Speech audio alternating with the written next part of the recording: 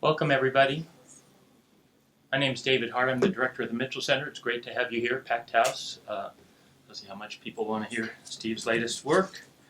But before we get to that, some things going by up here. If you're a student and want to take this class in the spring semester, you can, hopefully there's still room. It's filling fast.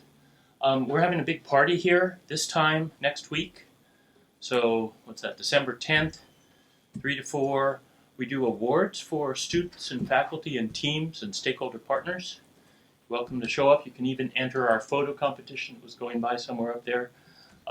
Just email, probably Ruth Hallsworth would be a good way to do that, or me. And you can enter. There's a prize, real money. There's also the Sustainability and Water Conference, which is we've been doing for about 20 years in Augusta. A wonderful place for students and faculty to talk about their work, network with partners, lots of good stuff going on there. So, and actually, I think Joe Zaleski's organizing a really innovative all-day fisheries session. So you might want to do that, depending on who here in the audience is interested in fish. We have some wonderful talks coming up in the spring. So our Sustainability Talks series happen in here on Mondays. Our first one is on February 4th. It'll be given by Andy Cutco, who's the Director of Science for the Nature Conservancy.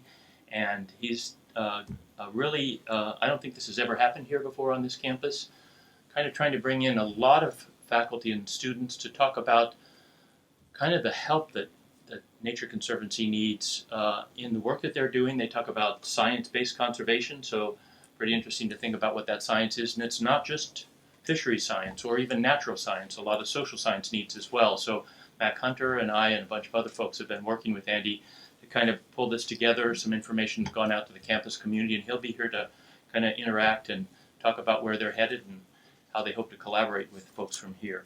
You want to catch that, but also a wonderful lineup through the whole semester. All the slots are pretty much full now.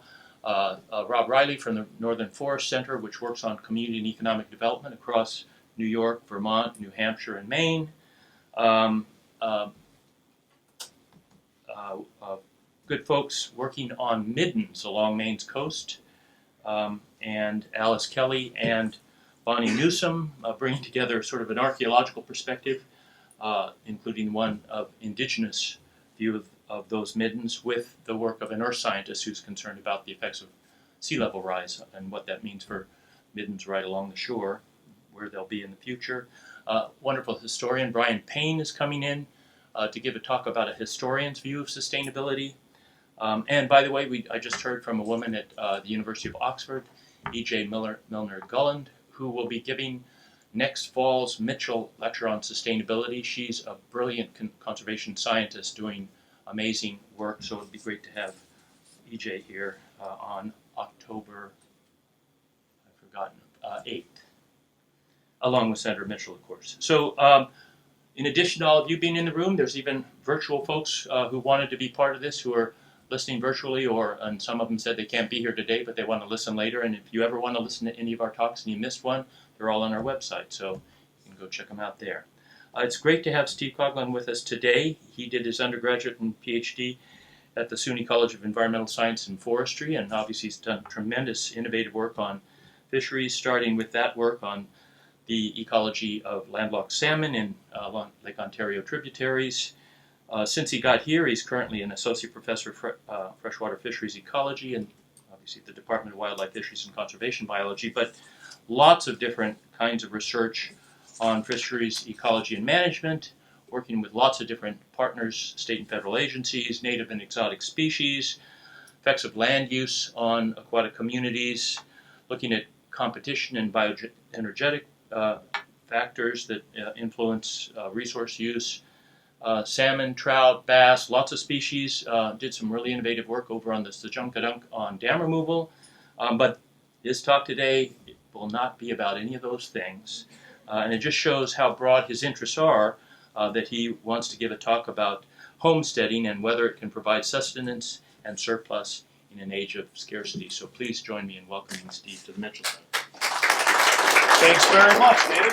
It's cool to have to stay here, so maybe I can't move around very much. So thank you very much. I gave this talk for the first time, previously this past summer. It felt really good to be in a room full of people who didn't think I was crazy. Hey Galen, how you doing? Thanks for coming. Speaking of crazy, thinking I'm crazy. So this talk is about my view of the future, and of course it's very hard to make predictions, especially about the future. So maybe we should make projections instead. I'm going to spend about the first 10 minutes sort of sketching out my view of the future, and then the rest of it will be on analysis of my homesteading project.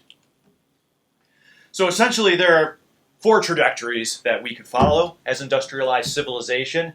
The first one, exponential growth off into infinity. Obviously that violates natural laws and can't happen.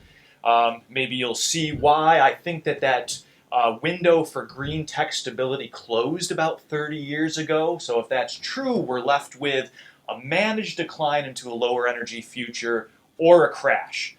Given the lack of political will, maybe that creative descent isn't so likely. So maybe we should be thinking about preparing for a crash. So why do a lot of people think this is coming? So I'm going to give you a little insight into my worldview. So Donella Meadows, fantastic system scientist, she says that our paradigms are so intrinsic to our mental processes we're hardly aware of them until we're trying to communicate with someone with a different paradigm. So maybe this will make sense and maybe it won't. So going back to David mentioned ESF here, and actually have a former ESF colleague here too who's giving a talk in just about an hour. So probably like most people in college, it was a time for opening your mind and expanding your ideas. Maybe some of you know that I used to be a finance major and was going to be working on Wall Street as an investment banker, and a series of fortuitous events led me to ESF. And thankfully, I never looked back, but I had wonderful friends and colleagues and professors and opportunities. And I also received a stellar education. And I guess one could say that you could probably call it a systems ecology worldview or a biophysical economics worldview. But a lot of the literature that was so pioneering back in the 50s and 60s and 70s, and even back to the 17 and 1800s, a lot of these ecologists and other scientists were sort of predicting these environmental problems 50 years before the horizon. And so coming from that finance into more of an ecology background, I changed the way that I thought about how the economy operates. Of course, our economy is a subsystem of planet Earth. It relies on energy materials from planetary sources, and it relies on the planet for waste sink. We can take a model like that, rearrange it a little bit. We account for energy laws. That waste sink down here, you're going to see this over and over, follows the second law of thermodynamics. And so Odom made a lot of these, what you might call spaghetti diagrams, systems model that show flows of energy, information, and material. And when I start showing my models, they're going to resemble this structure. So it's probably not a surprise to ecologists that energy is really the driving force in ecology, evolution, and economics. Clearly, if this trout spends more energy feeding on insects than it gets from the insects, it's going to be an ecological and evolutionary failure. Not only does it have to invest in the right things to be a trout, it's got to get a huge surplus to eventually grow and deal with contingencies and leave baby trout. Just like that, the cheetah that spends more energy chasing the gazelle than it gets from the gazelle is going to be a failure. So really, these organisms, to push their genes in the future, have to have huge energy surpluses, especially to make up for all the ones that die in the process. And so for economics, it's not that much different. So energy is the master resource that is driving or constraining all economic activity. Of course, energy doesn't appear miraculously. It costs energy to get energy. The value of an energy source to an economy is a function of how fast this surplus energy can be delivered. If you account for how much it costs to get the energy, how much is left over to do other things. The measure of an energy extracting process's efficacy is known as energy return on investment, or EROI, and the homestead model I'll show you is built off of this. And essentially, the energy surplus delivered to a society is what drives its economic surplus. No surplus, and everybody's hands are either in the cornfield or drilling for oil. It's only the surplus that allows all of this added complexity. So we can imagine an economy that gets energy from, let's say, a hypothetical oil well here. So it costs energy to invest it in finding the oil, extracting it, delivering it, and finally using that fuel. And so in the end, if we had, say, 100 megajoules of oil in that well and it cost us 80 to get it, we only have 20 left over as a surplus to spend on other stuff. If we invest the 80, we get 100 back for the 20 net. That's an energy return on investment of 1.25 to 1. So this is the metric that I'm going to be using for most of the rest of the talk. So just to put this in perspective, some example, EROIs from energy sources, domestic oil in the 30s was huge, anywhere from 50 to 1 to maybe 1,000 to 1. Today, domestic oil about 10 to 1, photovoltaic electricity, unclear, somewhere between 2 to 1 and 10 to 1. Tar sands, probably less than 2 to 1. Many biofuels are barely break even. And perhaps you need about a minimum of 3 to 1 to pay for the transportation and processing costs for an energy source to be even viable. It's also important to note that this past 50 years of remarkable exponential growth post-World War II was fueled mostly with cheap, high return on investment oil. And so Charlie Hall, a professor at ESF, he said a lot of things, but one thing that always stuck with me: the only thing worse than running out of cheap oil is not running out of cheap oil. I think my students, you've probably heard this a few times before. So what do you mean by that? Well, we already see what happens when you don't run out of cheap oil. We have a looming climate catastrophe. It's been in the making for many, many years. Climatologists have been projecting these, has been projecting it. But now we're at the stage where even the most of the skeptics now assert that it is happening. UN says we have 12 years left. I'm not quite sure what that means, but it's urgent. That's what happens when you don't run out of cheap oil. Well, what happens when you run out of cheap oil? Of course, we're never going to run out of oil. You're never going to be able to extract the last drop. You're going to stop when it simply stops becoming profitable to do so. So, we know the U.S. peaked in 1970. We're on an upswing for the tight oil, which is essentially the stuff we frack. Some new analysis says that's going to be peaked by about 2020. Maybe a global peak in all fossil fuels by 2025. Well, that's the future. But really, if you look at the data, the end is near. 60 out of 95 oil-producing nations have already peaked. Peak oil discovery was 50 years ago. Production has been exceeding discovery since '84, and it's been essentially flat for 10 years for the conventional stuff. Energy return on investment for all fossil fuels has been declining for 20 years. The U.S. oil industry that engages in fracking is essentially drowning in debt and can't make profit. The wells dry up after 3 to 5 years. And all those previous models of biophysical projections of oil depletion have been largely validated. And we've seen what happens. Trial runs have come in the 1970s and the Great Recession of 2008 when access to cheap oil and other things is interrupted. So essentially, we've built a lifestyle on the upslope here of the Hubbert curve. We're sort of bopping around on this undulating plateau, and the question is, what do we do down the backside of that curve? Well, so this brings us to the idea of limits. We know that there are external limits imposed by planet Earth. There's limits of natural resources, energy and raw materials that can be extracted. There's limits to waste sinks, how much the environment can assimilate pollution. And there's limits that are constrained by the complexity of biodiverse interactions, which creates, in part, a hospitable climate and planetary resilience. Turns out there are also internal limits of mature industrial financial capitalism. The dynamics of capital accumulation, Marx knew this 150 years ago, leads to a trend towards secular stagnation, slow growth and then recession, unemployment, poverty.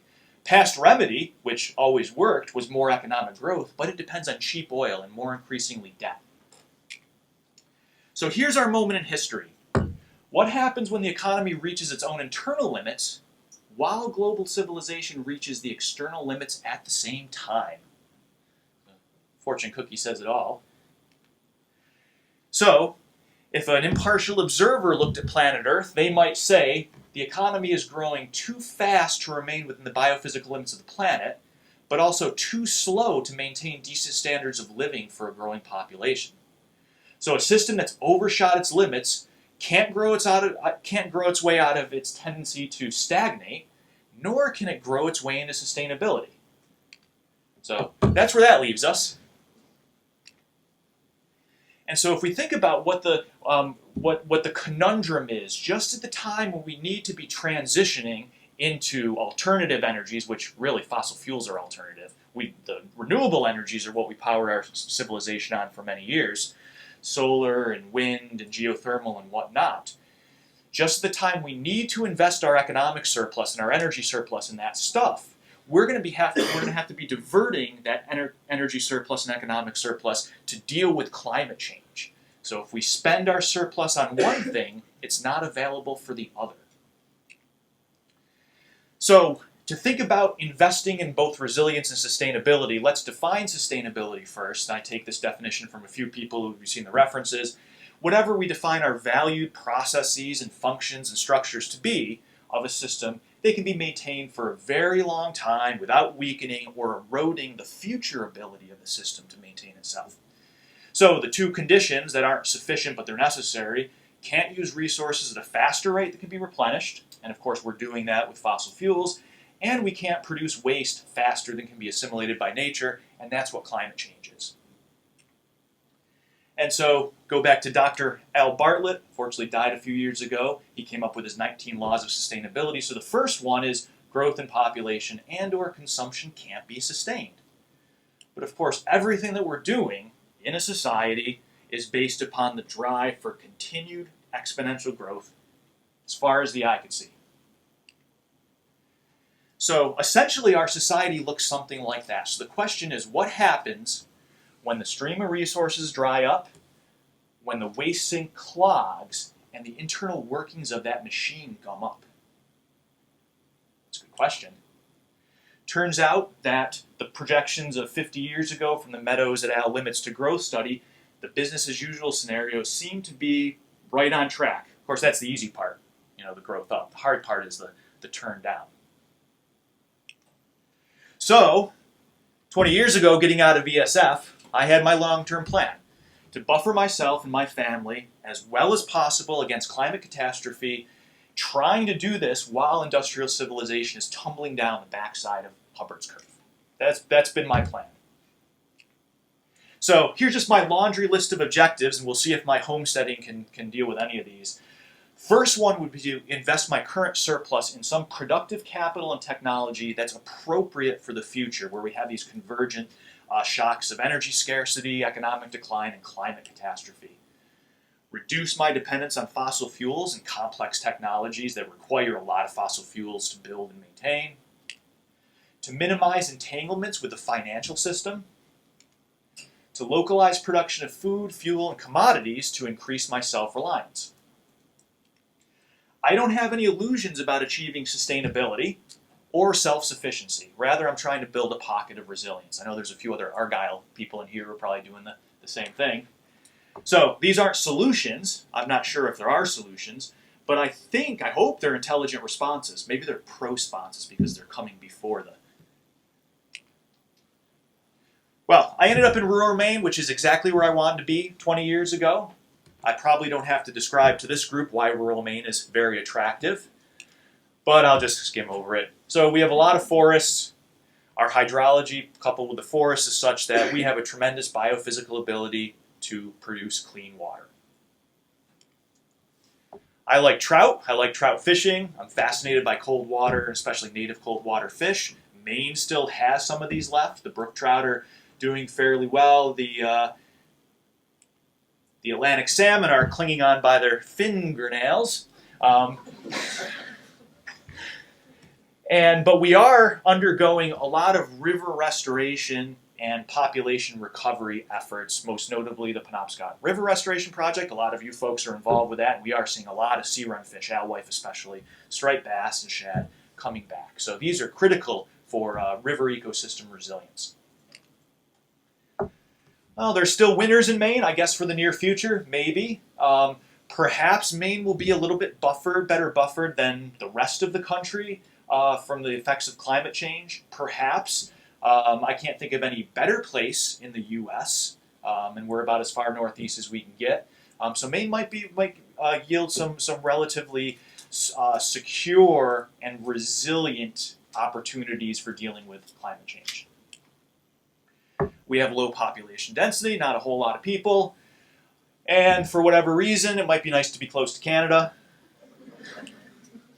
And of course, maybe the most important of all, I have a secure, well-paying, fulfilling job that provides me this economic surplus that I can invest in homesteading or whatever else. So let me bring you to now the model of my homestead in Argyle Township, unorganized town, just 2 towns north of here, about 200 people or so, a lot of forests, a lot of wetlands, a lot of Penobscot Indian territory, and we also have a like-minded community of people who call themselves riverbillies, kind of like the hillbillies, but on the banks of the Penobscot River. So the model homestead here is Peeper Hollow. It's about 70 acres. It's nestled on the banks of Penobscot River and some of the most productive mosquito habitat in Maine. So we have about 35 acres, give or take, of wetland, depending on the hydrology, about 30 acres, give or take, of forest, I'll call it a woodlot, give or take, depending on the hydrology. And there's a little bit of the property that's devoted to agriculture. There's some that's devoted to actually getting a monetary income from rental property. But essentially, that's the homestead. That's the unit of my analysis. So we try to do a lot of things on the property. We've been raising chickens for both meat and eggs, and maybe some of you have partaken in the surplus. We try to raise some fruits and vegetables and build good soil, or help the earthworms build good soil. And I'm starting to collect some data on vegetable production. I'm not quite finished with it yet, but we produce far more than we can actually use, so this might be a net benefit to us. My wife especially produces value-added commodities, jams and jellies, and she helps her bees produce honey. There's some hunting on the property, pretty good for waterfowl, some upland birds, and full disclosure, those deer are not actually from my property on Maine, but I can never resist the chance to show that picture. But there are deer on the property. And there's also foraging for chicken of the woods and fiddleheads and things like that. There's timber harvesting and also some on-site lumber milling, and we can use the lumber to build some structures. And there's a small PV grid array tied in. It serves about half of our electricity needs, and for the near future, we'd like to fill that in.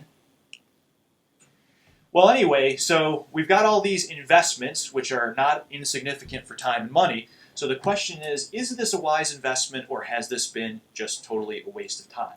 So I decided about 5 or 6 years ago to start collecting data on these activities and do a biophysical analysis. So I've got 3 example functions of the homestead here that I thought could be profitable, and they're very important. So first of all, it provides firewood for fuel.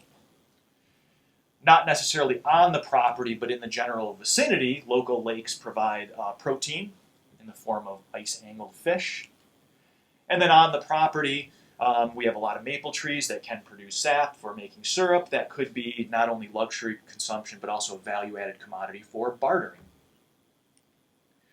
So the idea of this analysis is to look at all the different economic inputs, the natural production, the human labor, and then all the stuff that has to come directly from the Maine economy to yield some sort of an output. And so I'll show you these energy flow models I built that use energy return on investment as a metric. It tracks fossil fuel subsidies, and then if we'll have time, I'll talk a little bit about this energy metric. So the first model is, I'll give you a lot of detail here on the harvesting firewood for home heating. You'll see the guts of the model and all the calculations, and then we get the other 2, we'll just skate through it. So I use just an ODM system style diagram here. Don't worry about the symbols, but essentially, primary producer is here, a consumer is here, some work processes here, external fuel sources are here, and then other stuff is out here. So essentially, harvesting firewood is going to be a function of the trees that the forest provides freely from nature. It's going to be the labor that the human, me, puts into it, and also inputs that we purchase from the Maine economy. And it's very important to note here that the fuel, the purchased goods, and also the money from my job come from connections with the Maine economy. You'll see what happens if we ignore that. This looks much more profitable if we consider the connections that are driven mostly by fossil fuels, we'll see the profitability goes down. So you'll see the data are in megajoules. Just to give you an idea what a megajoule is, it's a little demi-tasse full of oil, give or take a couple ounces. You know, your cheeseburger and fries is about 4 megajoules. So those are the data. You'll be seeing megajoules a lot.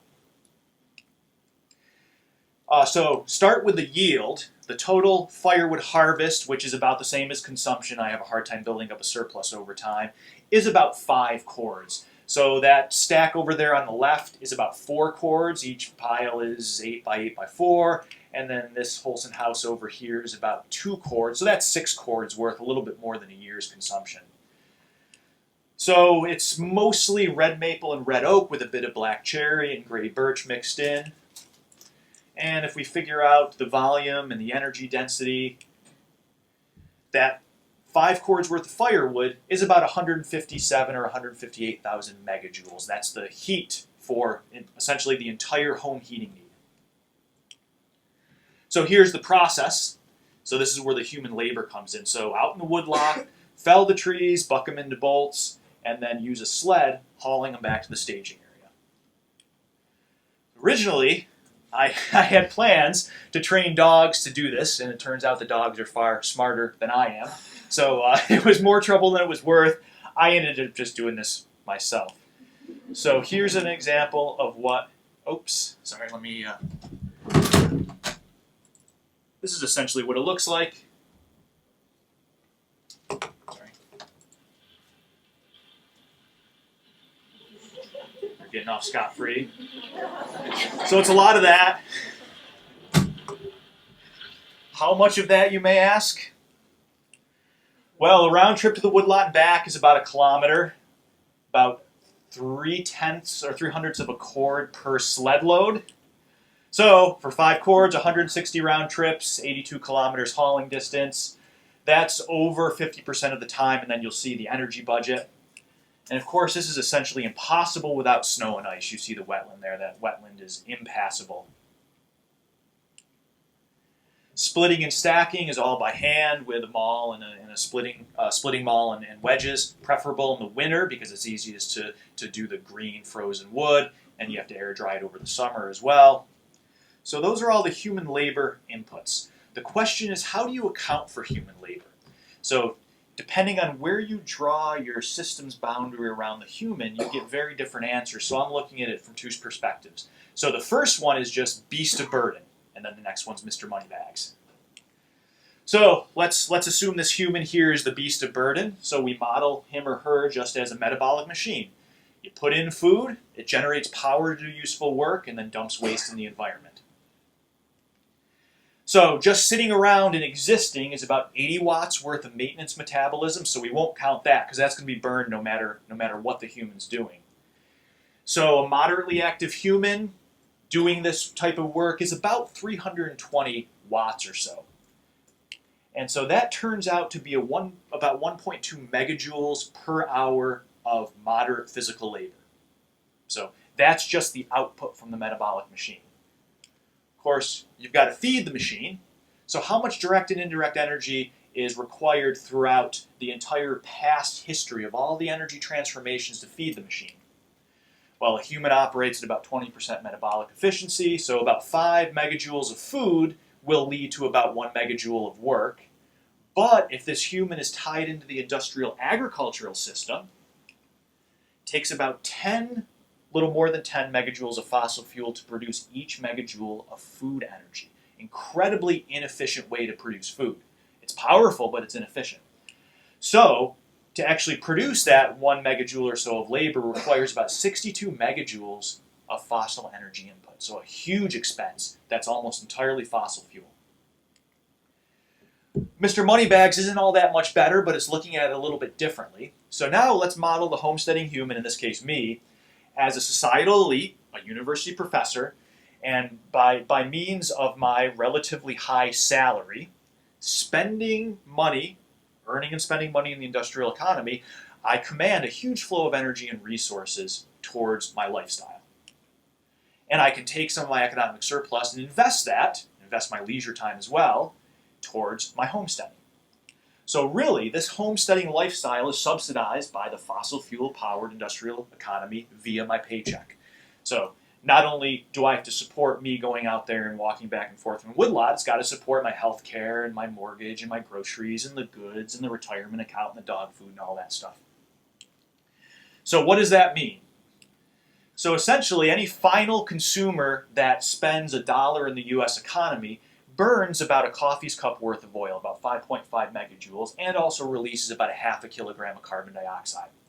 So really, every dollar of economic activity is underwritten by 5.5 megajoules of fossil fuel. So then now if we figure out how much fossil energy is burned to support that lifestyle that allows for me the surplus to invest in homesteading, what you do is you take the annual salary in dollars, figure out how much it's worth per hour, and then multiply that by the hours you spend, and it comes out to about 44 megajoules per hour to allow that 1 megajoule of physical labor. So, comes out to, if you require 145 hours of labor per year to get 5 cords, if we just do the beast of burden and ignore the fossil fuel subsidies, it's a relatively trivial investment, 174 megajoules. But if we account for those subsidies, somewhere between 44 and 62, let's just say 50 for ease, it's over 7,000 megajoules. So a huge energy cost to support what seems like trivial human labor. So also have to purchase some inputs from the Maine economy. Got to run the chainsaw and buy the splitting maul and go to the chainsaw repair shop. So the fuel is almost 1,000 megajoules. The capital equipment and supplies and human services, essentially we account for how many dollars you spend in the economy is worth so many megajoules of fossil fuels. Comes out to 2,000. So the total purchases are about 3,000 megajoules. So now we can start assembling this together and look at our energy return on investment. So if we just look what the humans doing, the humans investing labor and money to buy goods and services and fuels and whatnot. You put in that much, you get out that much. The energy return on investment is actually quite high, 50 to 1. That's an astronomically high return on investment. Very, very profitable. But if we account for Mr. Moneybags, now the energy return on investment drops. It's still profitable. It's still a pretty big net energy gain, but it's nowhere near the 50 to 1. 15 to 1 is actually fairly profitable. It's more profitable than domestic oil today. But this view is leaving out 2 important things. The first important thing is it doesn't account for the nature's production, and it also doesn't account for the fact that different types of energy have different quality and can perform different types of work. So we got to figure out how to deal with that. So the first thing, let's look at nature's production. So we go to the Maine Forest Service here, 2016 inventory. We can figure out for a lowland red maple, red oak forest about what the above ground biomass is. Figure about 70% of that is recoverable to firewood. The less is the remaining is slash. And so we take that, we multiply by the energy density. We get about 1.5 million joules per hectare of that Penobscot floodplain forest. So it turns out that only about 1% of that woodlot area is required to produce that 5 cords of firewood. So clearly, that's harvesting at that rate is certainly can be sustainable. The forest can regenerate much faster than that, so I'm not too concerned about that. Well, let's trace it back to sunlight. So again, from that Maine Forest Service inventory, about 190,000 megajoules per hectare per year is the primary productivity rate.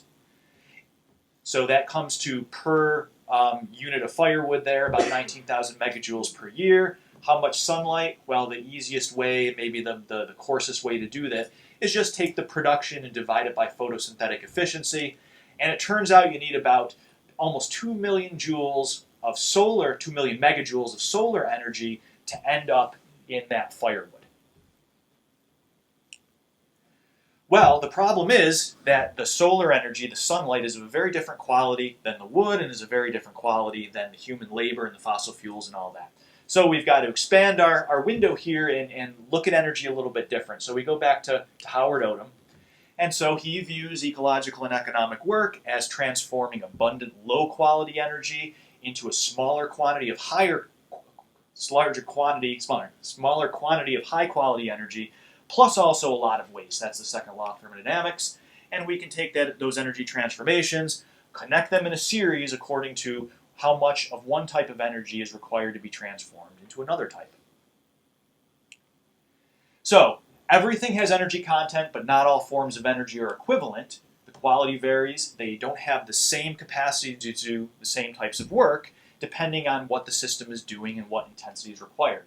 So even though we can express all forms of energy in heat equivalents, we can't say that 1 joule of one form is equivalent to 1 joule of another form. So that's where we get to seeing why Mr. Moneybags is so expensive to support. To essentially support 1 megajoule's worth or 1 joule's worth of Mr. Moneybags' labor, if we trace it back through the entire transformation chain, sunlight to plants to geologic works to the fossil fuel to digging it up and refining it, delivering it, and so on and so forth, it takes something like 20 million direct and indirect solar calories to make that 1 calorie of labor. So that's what led Odom to work over 50 years of his career to work on the concept of emergy, which originally was embodied energy or energy memory. And it would be defined as the available energy of one kind that's previously transformed, that is used up, both directly and indirectly, to make something, a product or a service. So using this as a common basis, you can put energies of different forms and qualities and compare them. And his baseline unit is called a solar M-joule. And so if we look back to Mr. Moneybags here, essentially that 1 joule of his labor is worth 20 million solar M-joules. So Odom argues, and I would agree, that it's a scientific measure of real worth in terms of the energy required to do productive work. It looks back upstream throughout the whole transformation chain to record what energies have been used and processed. And energy captures the contributions of nature and other work that's not paid for in dollars. And his unit, it hasn't caught on, maybe it will, I don't know, is the M dollar. How much energy is required to support $1 of economic activity? And in the U.S. economy, recently, it's something like 1.6, billion solar M-joules per dollar. So, why would you use energy versus emergy? Well, energy is important because it drives or constrains the current processes, and it tells us what work is capable of being done now. Emergy is important because it tells us how much previous work was required to create the energy and materials and information that we use currently through many levels of the system's hierarchy. And it's really an objective measure of value. So use both. So now if we do an emergy analysis, now we have nature supplying some production, fuels and goods that are purchased from the Maine economy, plus the human labor to give some yield. We can rank these in order of their contributions. And it turns out the emergy embodied in those purchased goods is actually the biggest cost. Then nature provides the next most, and then human labor, and then purchased fuels. So what can you do with emergy? So you can evaluate the profitability of various exchanges. So let's imagine for a minute that, that this homesteader wants to make some sort of a surplus. Works really hard and cuts some extra firewood, maybe an extra 5 cords, and decides to sell it to another Mr. Moneybags in the economy who doesn't want to cut his own wood. So essentially, the emergy of the firewood is being exchanged for the emergy in the dollars that can then be used to purchase something else. So if we assume a market price of about $300 a cord, which is dried and split and stacked and all that, you can calculate an exchange ratio, which is essentially the buyer's benefit, the ratio of how much emergy the buyer gets compared to how much emergy the seller gets. And so if we do that ratio, it turns out that buying firewood gives you much greater emergy benefit. Selling firewood is essentially an energy loss. This might explain why it's often not profitable to sell firewood, and it certainly isn't profitable for the homesteader to invest a lot of his or her surplus time in selling firewood back to the Maine economy because the benefit is skewed towards the buyer. So what are the conclusions and implications of this? Well, it's extremely high if the subsidies from the fossil fuels and the industrial economy are ignored, but if we don't ignore them, it's still quite profitable, but it's not profitable enough to actually generate an economic surplus by cutting more firewood than you need. So don't quit my day job, but it does provide a lot of economic security. It's really better than money in the bank, and it doesn't inflate away. All right, so, we are perfectly on time. So we'll just go through very quickly the next 2 models. You've seen the model structure here. The major insights from this are the major cost is is a lot of time and labor spent. So I make up for that by scavenging firewood whenever possible. And are Mac and Aram in the room here today? No, I get firewood from them. I barter them chickens for firewood. Another way to do this is cut the wood during spring and let it air dry before the winter hauling, so it loses a lot of its mass and it's easier to haul. I've started harvesting some of the energy-poor quaking aspen a lot closer to home. It has half the energy density of hardwood, and so it turns out the calculations are if I only spend a quarter of the time on it, it's just as profitable. So I've been cutting aspen. Actually, I did a lot of aspen cutting over the summer. And I'm going to use this model to simulate what happens if I purchase a fossil fuel powered wood splitter. I'm not sure how much longer I can split 5 cords a year manually with all the entropic decay of my body, so we'll see. Maybe we need less firewood in warmer winters, and maybe a good idea is to learn chainsaw repair. All right, so the next model, we'll go through these more quickly, is harvesting high-protein food via ice fishing, one of my favorite activities. So I'm going to simulate two types of fisheries. One is a cold water fishery. This is mostly salmonids and also burbot and rainbow smelt. They're found in deep, cold, oligotrophic lakes. We have both wild, native salmon and trout, and also some stock populations. They're generally more remote and harder to access. They're concentrated more in northern Maine and, of course, high angler demand. Very strict regulations under general law. The exception is, which turns out to be important, there's no limit on burbot. So here's an energy flow model of a cold water fishery. So I assume that the lake is one big productive unit, and within it there's a food web. The sun fuels the algae, which fuels the zooplankton, which feeds the smelt, which feed both the burbot and the salmon, and so on and so forth. And in some cases, the hatchery produces salmon. Anyway, so the harvest is, again, dependent on the natural production, the purchase from the economy, and then the effort that I put in, and both of those are tied to the Maine economy. Warm water fishery, we'll call these panfish, mostly sunfishes, but some other things. These are in shallower, warmer, more eutrophic lakes. These are mostly invasive, especially around here. We find them mostly south and to the coast, although they are spreading north and east. They're more accessible, but less angler demand. I know there's a few panfisher people in this room here.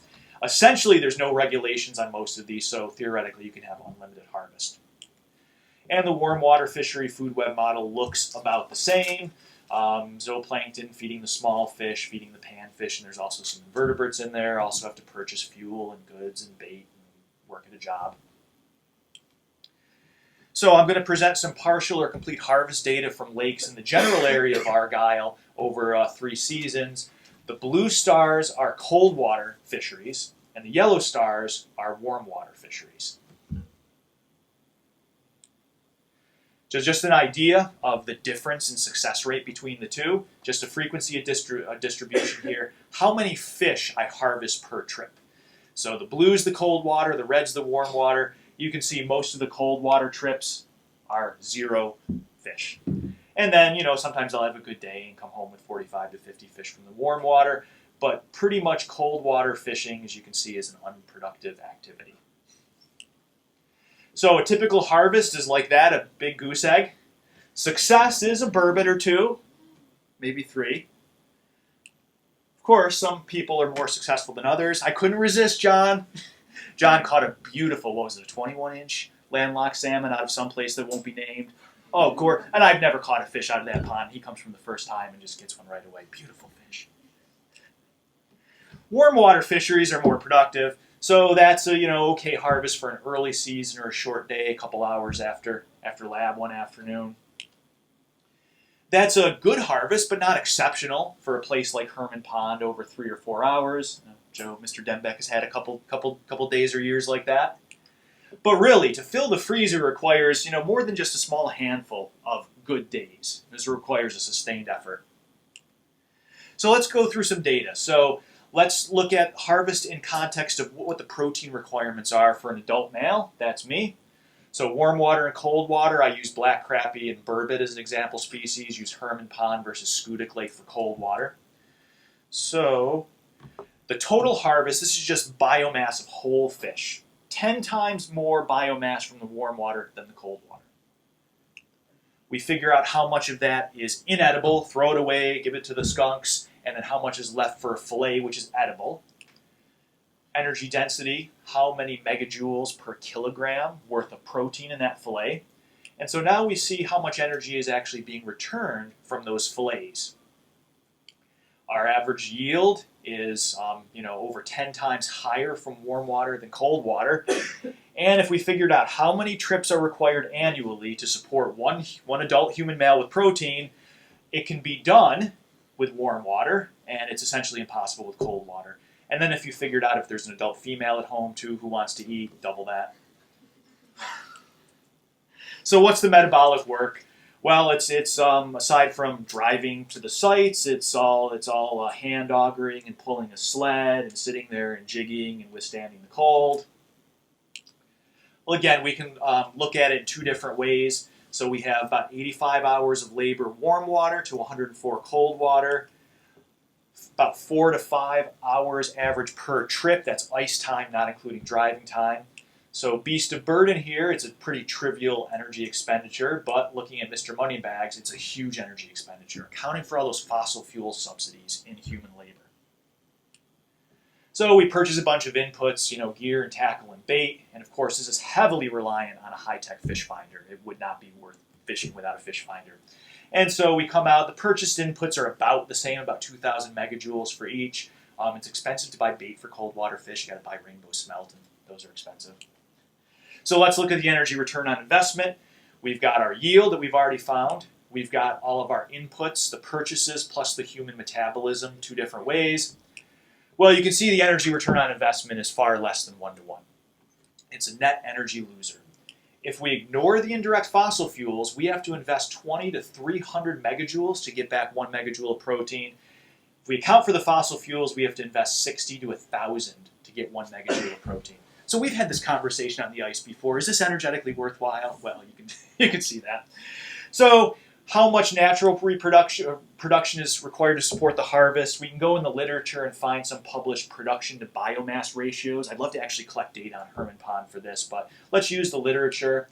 And we can use that to predict through the food web, figure out what the assimilation efficiencies are, and we get some really rough estimates about 34 million megajoules per year to give the panfish harvest, about 6 million megajoules per year sunlight to give the burbot harvest. So a lot of sunlight. I don't have energy analysis for this yet, so I'll just give some conclusions. The warm water could meet the protein demand, but it's an obvious net energy loser, but so is everything else. So is industrial agriculture. Maybe this will be easier as black crappie continue to spread north and east, and they'll become a little closer to home.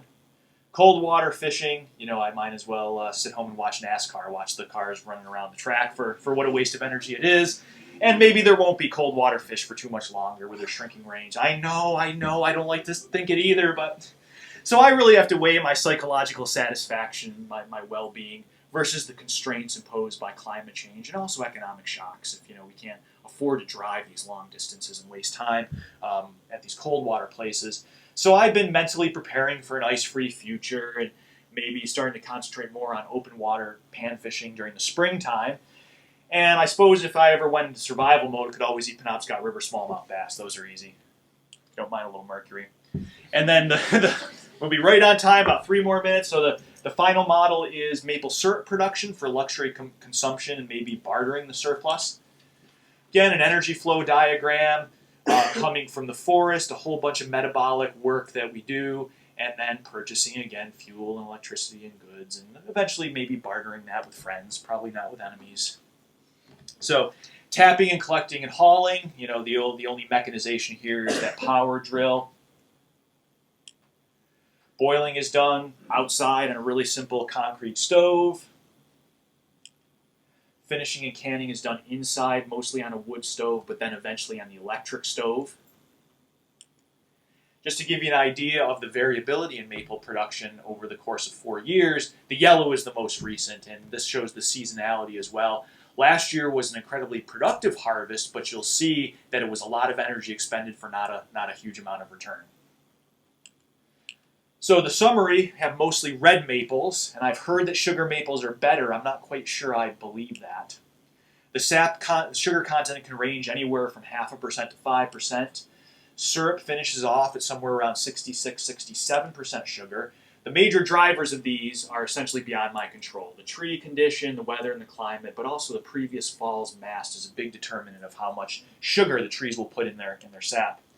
So the syrup yield is a function of the sap flow, the sugar content, and the one thing I can control is the number of taps. So the 2018 harvest was 36 taps, produced 453 gallons of sap, which yielded 11 gallons of syrup. So 44 gallons of sap to 1 gallon of syrup. It's very low, probably the previous year's mass. I've had years where it was about 20-to-1 ratio. So productivity varies quite a bit. And so the human labor inputs, anywhere from over a 2 to 8 week period, February to April. I figured that tapping and collecting was about moderately active metabolism of 320 watts. Sitting around and watching sap boil overnight, a couple hundred watts, I don't know, I just guessed. So you can see, it's a long, sustained process with peaks of activity. A lot of late nights and overnights. So the fuel consumption, most of it is boiling outside with firewood. There's a little bit inside on the electric stove, but I don't really know the electricity, so for now I'm going to ignore it and say, well, I've got a homestead photovoltaic, so that produces half the electricity. So if we just look at the firewood, I use dead and down conifer, so it's not the same as standing hardwood, but I don't have data on that, so I just assume the same metrics for the standing hardwood, about 63,000 megajoules of firewood to produce that. So $100 in purchases in 2018 is 500 megajoules. The human labor, assuming Mr. Moneybags, about 10,000 megajoules. Again, a lot of that is just sitting around, just burning off energy, mostly fossil fuel. Firewood, there's the syrup yield that gives sugar, which people can eat. So if you looked at maple syrup just as food, invest 110 joules and you get 1 joule of sugar back. But of course, this is not food, it's luxury consumption. If you look at the seller's benefit now, because of the high market price and the relatively low amounts of energy and energy that go into it, it's about a 30-to-1 benefit for a seller. So this has real potential here for surplus production going into bartering. So producing syrup is relatively inexpensive just for the homestead, and the firewood on site is very high EROI. If you had to buy the firewood or truck it in, it wouldn't be so high. So great potential for bartering and gifting, but also for building social capital within the community. It's low tech, so probably resilient to economic shocks, but of course the unpredictability from climate change is a huge question. And so people have been talking about the end of maple syrup here in Maine and in New England for years. Maybe it'll come. I don't know. Only the future will tell. But so now sort of the overall take-home message. So the biggest short-term risks from climate change I see are stranded assets. Most of the productive capacity of my woods are across the wetland, and that's what it looks like when the ice starts to go out or doesn't really come in. So literally, there are assets stranded out in the woods. But also phenological compression. The seasons for doing all these activities are getting relatively shorter, requires winter and a winter transition to spring. And last year, all these activities occurred essentially at the same time. There were days where I was doing all three, where I was fishing, firewooding, and boiling maple syrup. And that's not sustainable. So we're going to expect winters to get shorter and just simply less time to do these things, but also the phenology might be off to where the trees don't produce sap like they did, or the ice just doesn't form.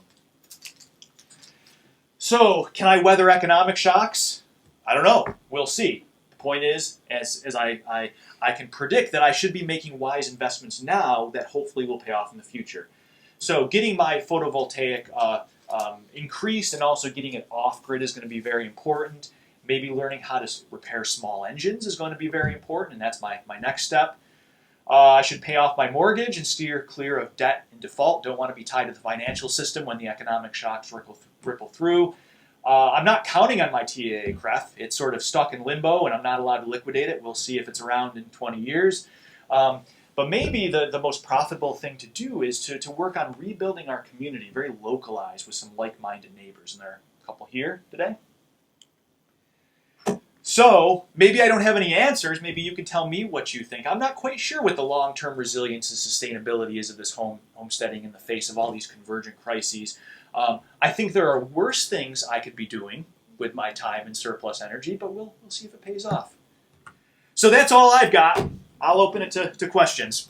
Thank you very much.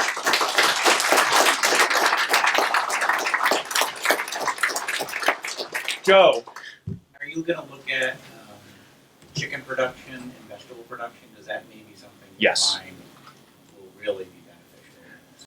I have data on vegetable production. It's except for buying seeds from Johnny's or Fedco. It's really, I hate to say this, it's minimal labor. It's not a whole lot. So the costs are very low. I produce more than I can consume. Vegetables are probably going to be high. Chicken, because we buy feed from the industrial ag system, is going to be very expensive, but that's the next step, is doing chicken and eggs. Absolutely. Yes? What about the goods that you purchase? Do you think about them differently based on where they come from? For instance, if you buy used chainsaw, or do you calculate the energy differently that way? So I'm conscious of where I buy things from, but it actually turns out that for final consumer demand in our highly globalized integrated economy, unless you're buying fuel directly or unless you're in an economic sector like the fracking industry that buys a lot of really heavy equipment, it doesn't really matter where you spend your dollars. If they end up circulating back in the main economy and being based on fossil fuels, the economy is so integrated it doesn't really matter. Now, I know that's hard to swallow, but essentially for about 40 years of economic life cycle analysis have essentially said that, so I'm going to trust that. Now, if you use local currency that didn't circulate and wasn't based on banks creating money out of thin air, then that would be a different story. But for US dollars purchased, the more dollars you spend, the bigger your energetic impact. Yes? Why do you care about solar energy input? I mean, that's a given. It's no control over it. It doesn't matter if it's wasted or not. It's just there. Right. I miss that connection. Well, the connection, it's a vital part, and if you're going to think in this big ecological systems view, you can't ignore it, because all the wealth we have on the planet, except for some radioactive uranium, comes from solar energy. So you can just ignore it because it's limitless, but it's not limitless because it only flows here at a finite rate per day. Yeah, the sun's going to burn out in 15 billion years, but who cares? But it's all of our economic wealth and production is based upon the sun. So you could ignore it, but intellectually, I can't do that. I don't know if that's a good answer. What do you have against Canada? I've got nothing against Canada. No, I'm looking at them longingly over the border every day. Nothing whatsoever. That it? Yeah. So what's your best guess at the time frame when you has to beat the curve and start getting back that concept? Well, if you actually look at the data from energy return on investment from fossil fuels and rates of depletion, that decline has already started. The conventional stuff has been stagnant for about 10 to 15 years. The frac stuff has a much lower energy return on investment. That depletes really quickly. There's a paper that's coming out in Nature probably in the next 6 months or so that's estimating the frac stuff, the tight oil and the shale oil, using some of Hubbert's methods back in the 1950s that are pretty good predictors. Somewhere between 2020 and 2030 is when, until you get over the hump, you don't know you're there. So best guesses for the literature that I'm looking at, somewhere between 2020 and 2030. The shale oil revolution put it back by maybe 10 years. That's roughly coincident with when the limits of growth said the curve would happen somewhere around 2030. Certainly within my lifetime, unless I drop dead really soon. And certainly for all the younger students in here, this is definitely within your lifetime. Like, you need a plan B. Don't count on business as usual. Yeah. You mentioned we were 30 years too late to jump on that green tech stability pathway. Why is that?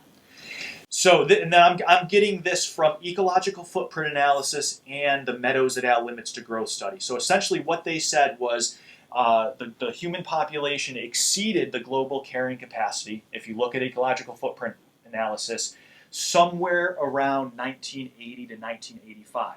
So in 1980, give or take, we overshot carrying capacity. The only way that you can get back down to carrying capacity and not erode it is if you respond very quickly. If you keep overshooting carrying capacity, the scenario is carrying capacity erodes in the future, and then so your carrying capacity is much lower. So what they had said is that if everybody if 8 billion, 7 or 8 billion people on the earth had material standards of living that were roughly equivalent to some of the moderate European countries, sort of Central to Eastern European, the planet could support that. That was their estimate.